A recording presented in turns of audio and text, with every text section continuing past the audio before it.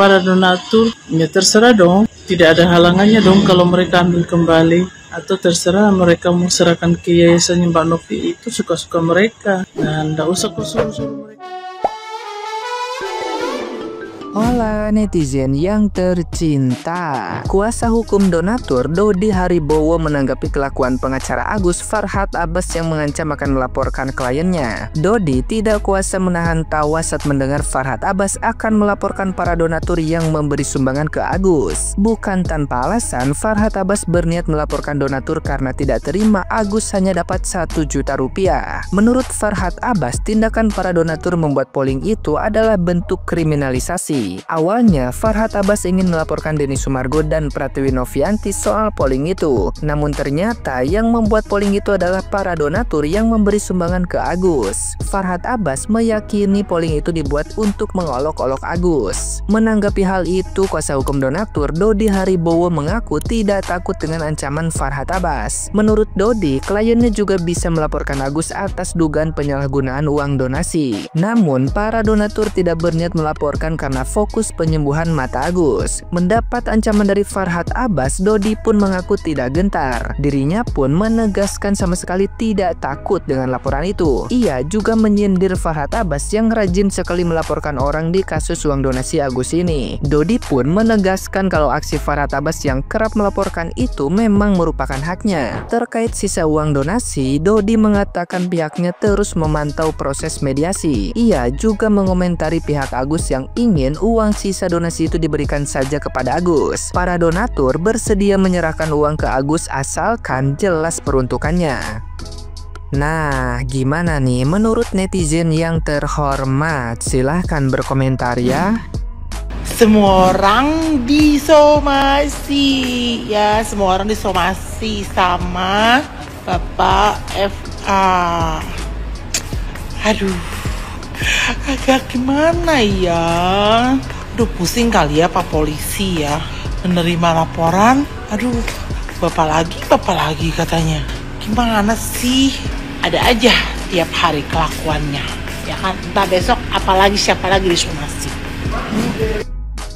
Ya, nih orangnya main donasi sama sumbangan masjid. Ngadi-ngadi lagi nih, kalau sumbangan masjid itu nggak dipinta laporan sama warga pun itu tetap dilaporin di hari Jumat. Ente sholat Jumat gak pertanyaannya? Kalau ente sholat Jumat, pasti tahu setiap Jumat itu ada laporan sumbangan dari si fulan untuk ini, untuk itu, sekian, tanpa dipinta warganya. Tapi itulah bentuk pertanggungjawaban, etika dan adab moral dipakai. Lah ini donasi yang dimana emang diperuntukkan untuk sakit, dipakai ono ini, sedangkan pertanggungjawabannya aja belum dijalanin. Minimal nggak usah bawa kata-kata yang nyeleneh deh bang, soalnya setiap perkataan lu tuh kadang-kadang nggak masuk di akal, tau gak? Sumbangan sama donasi samain, sumbangan aja ada laporan ini setiap Jumat. Ini donasi mana laporannya dipakai ono ini ono itu? Sholat Jumat gak sih? Yakin mau ngaburin donatur? Nggak salah ngomong tuh. 1,3 M lu, banyak lu, bukan 1-2 orang lu. Terpenjara gimana kondisinya kalau semua orang tuh dilaporin terus bersalah? Gimana itu tempatnya? Udah jangan ekspektasi mulu Selesain dulu masalah satu. Jangan satu belum selesai udah kemana-mana ngomongnya. Pusing pala baby. Baby. Menurut kalian gimana nih? Sebagai donatur Agus yang ingin uangnya dikembalikan ke yayasan atau dikasihkan ke yang lebih membutuhkan, ingin dilaporkan sama Bang Farhad Abbas. Gimana menurut kalian? Dan memang kalau kalian salah siap gak dipenjara? Halo Abang Farhad. Oh iya, kau ini muncul terus ya. Ada aja kali ini kau muncul untuk mengungkapkan investigasimu, bukan untuk melaporkan seseorang kan? Karena bosan kita dengar dikit lapor. Jadi investigasi kalian itu saya kasih tahu ya, itu sangat menguntungkan bagi pihak Mbak Novi. Secara tidak langsung kau menganggap bahwa donasi yang masuk ke Agus itu tidak sah, kemudian yang digunakan itu si Agus juga itu tidak sah. Jadi para donatur ya terserah dong, tidak ada halangannya dong kalau mereka ambil kembali, atau terserah mereka mau serahkan ke yayasannya Mbak Novi, itu suka-suka mereka. Dan tidak usah kau suruh-suruh mereka datang ke rumahmu. Emang kau siapa tuh UMKM suruh datang ke rumahmu kau kasih? Para Akbas, di gue gak di bawah 1 sih Para Akbas. Makanya gue ngomongnya gak benar kalau manggil nama lo si Para Akbas. si pengacara. Kamu kan suka laporin orang. Sekarang giliran kamu yang dilaporin sama si Denny. Jangan merasa hebat, merasa jago. Sekarang giliran lo yang dilaporin sama si Denny. Kalau lo sempat lanjut ke pengadilan atau ke Salemba atau ke Cipinang, rasain tuh tempe berenang. Sekali-sekali rasain tempe berenang sama nasi penjara. Makanya jangan merasa hebat, merasa kuat. Jadi orang harus pikir, langit masih ada di atas langit. Spes-spes ada wedek, dan pedes dan sekepedit. Makanya jadi manusia jangan sedikit-sedikit melapor, sedikit-sedikit melapor. Sekarang kan lu dilaporin balik. Rasain tuh tempe berenang. Saya ini adalah pengacara profesional yang sekarang sedang merangkap tugas jadi perawat. Congratulations Abang Farhat. Sekarang lagi fokus untuk jadi perawat, nganterin Agus ke rumah sakit untuk berobat dan check up. Ya, saya setuju sih kalau Abang Farhat jadi perawat, guys. Ketimbang ngebacotin orang tiap hari, nyinyirin orang tiap hari, dosa tahu. Ya, mending Abang jadi perawat, kan pahala, hitung-hitung amal di akhirat sih Bang. Begitu. Jadi perawat ya Bang ya, asalkan jangan jadi suster ngesot. Kalau Abang jadi suster ngesot, itu salah konsep jadinya. Ya mending jadi perawat. Mumpung kesempatannya Abang untuk naik daun sih ya, dengan cara yang mulia gitu. Tidak perlu harus naik daun dengan laporin A, laporin B, nyinyirin A, nyinyirin B, ngebacotin orang. Dosa Bang, dosa. Mending jadi perawat aja sih ya. Begitu Bang ya. Jadi perawat itu oke.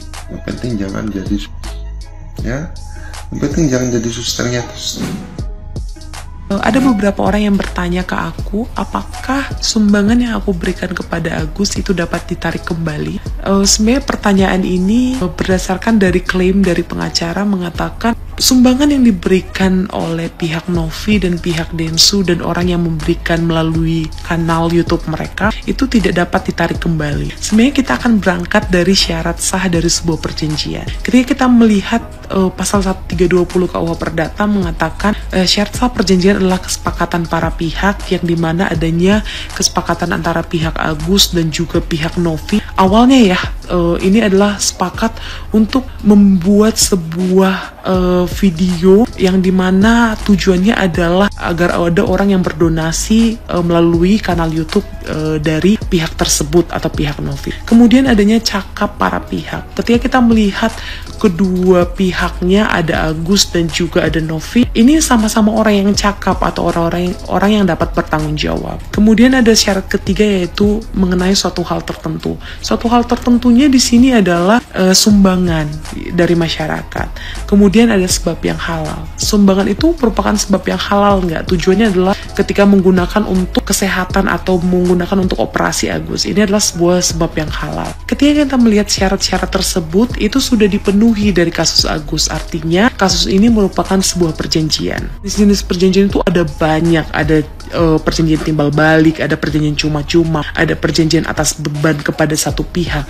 Sebenarnya aku akan fokus kepada perjanjian cuma-cuma. Perjanjian cuma-cuma ini adalah perjanjian yang dimana pihak yang satu ini memberikan keuntungan kepada pihak yang lain tanpa manfaat bagi dirinya sendiri. Atau artinya pihak Novi dan pihak Densu ini memberikan secara cuma-cuma melalui kanal YouTube-nya kepada pihak Agus untuk mengumpulkan sumbangan. Itulah perjanjian cuma-cuma. Perjanjian cuma-cuma ini seperti apa sih contohnya? Perjanjian cuma-cuma ini misalnya teman-teman meminjamkan uang dengan cuma-cuma tidak meminta kembali, atau teman-teman menyewakan suatu rumah tanpa uang sewa. Ini adalah perjanjian cuma-cuma atau bisa dikatakan hibah. Kemudian pertanyaan yang muncul adalah apakah sumbangan atau bentuknya hibah atau perjanjian cuma-cuma ini bisa ditarik kembali? Ketika kita melihat dari pasal 212 kompilasi hukum Islam mengatakan bahwa hibah tidak dapat ditarik kembali. Namun pasal 1688 KUH Perdata mengatakan bahwa hibah tidak dapat ditarik kembali kecuali ada satu poin. Sebenarnya ada 3 poin yang akan aku tunjukkan nanti. Mungkin kita fokus kepada satu poin, karena tidak dipenuhinya syarat-syarat dengan mana penghibahan dilakukan. Nah, bisa jadi pengertiannya bahwa sebelum dilakukan penghibahan ada syarat-syarat tertentu. Sumbangan tersebut adalah untuk digunakan untuk pengobatan mata dari Agus. Mungkin syarat-syarat ini tidak dapat dipenuhkan, sehingga ini bisa jadi menjadi dasar kepada pihak Densu dan juga pihak Novi untuk membatalkan atau untuk menarik kembali sumbangan yang dilakukan. Mungkin ada 2 poin yang akan aku tanyakan kepada teman-teman berdasarkan penjelasan yang aku sudah sampaikan. Yang pertama, apakah sumbangan tersebut merupakan hibah? Kemudian, apakah sumbangan itu dapat ditarik kembali? Kemudian yang ketiga, bagaimana cara menariknya kembali?